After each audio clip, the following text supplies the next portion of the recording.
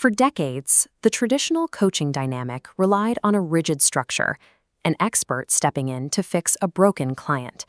It is a model built entirely on correction, and it often leaves the relationship grinding to a halt. When a coaching session focuses entirely on fixing flaws, clients learn to protect themselves. They become paralyzed by the fear of failure, worrying more about measuring up to a standard than actually evolving their skills.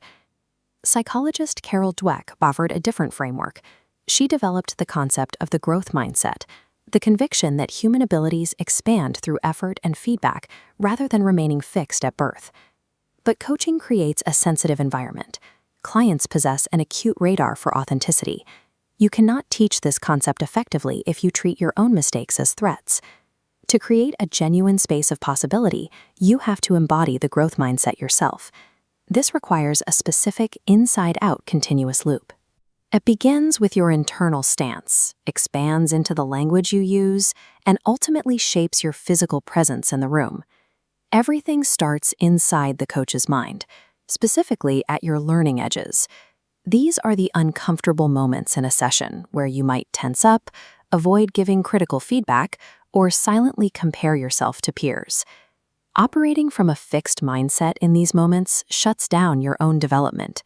You end up framing a simple self-evaluation as a judgment of your professional worth, rather than an exploration of your technique. Breaking this internal habit requires a specific tool, the linguistic discipline of the word yet. If you tell yourself, "I haven't mastered team coaching," the brain registers a dead end. Appending yet, saying, "I haven't mastered team coaching yet," protects your curiosity. It keeps your attention focused on movement rather than measurement. Maintaining this stance outside of your sessions takes daily hygiene. It involves practices like keeping reflective journals after difficult conversations or actively seeking out peer supervision to find blind spots. Doing this quiet internal work ensures that humility and openness are genuinely felt in the room. The client senses that resilience immediately because it is lived rather than performed. Once that internal mindset is grounded, it alters your external behavior. It changes the exact questions you choose to ask your client.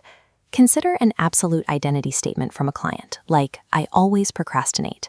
Instead of accepting that label, a growth-oriented approach gathers behavioral data by asking, what exactly is happening right before you delay? Tiny phrasing adjustments like this reorient the entire conversation. The words a coach chooses will either lock a client's thinking in place or liberate it for experimentation. This comparative chart illustrates exactly how these language swaps work. On the left, fixed phrasing asks, "Why can't you make it work?" The right opens the timeline. "What might help it work next time?" Moving down, "You failed" is reframed into process. You tested something and learned what doesn't fit. Through this specific framing, feedback loses its sting. It ceases to be a personal verdict on the client's abilities and transforms into actionable telemetry for their next attempt. Normalizing this kind of language teaches the client to narrate their own experience differently. They begin observing their behaviors rather than judging them, stripping away shame and rewiring their self-perception. A client's willingness to take actual risks is tied to the environment you create. It depends heavily on your nonverbal presence and how your nervous system handles uncertainty. When a session stalls, the instinctual trap is to rush in and fix the client's problem to project competence. This methodology subconsciously signals to the client that uncertainty is unsafe. The growth approach intentionally models imperfection. You stay physically steady, remain receptive, and treat your own conversational mistakes as live demonstration moments. If you ask a question that clearly misses the mark, you acknowledge it out loud. You pause and tell the client, "I'm realizing another angle might serve us better here. Let's try a different approach." This transparency shatters the illusion that a leader must be perfect. It proves to the client that the room is a safe laboratory, giving them permission to run their own experiments. This methodology relies on hard biology. Modern neuroscience affirms that practicing new thoughts and behaviors physically alters the brain. This visualization shows neural pathways strengthening in real time.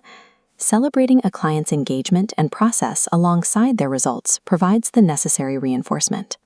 Each repetition of that awareness literally builds and strengthens new neural connections. This effect rarely stops with the individual. In organizations, a leader coached through a growth mindset naturally absorbs these techniques and mirrors that psychological safety back to their corporate teams. You start to see systemic evolution. Department meetings transition from punitive report cards into learning reviews, where errors are harvested openly as vital data. This systemic change traces back to the continuous loop between coach and client. Self-awareness feeds curiosity, curiosity shapes your physical presence, and that steady presence reinforces self-awareness. Your mindset is the temperature of the room. To foster development in others, you must first commit to being the learner yourself.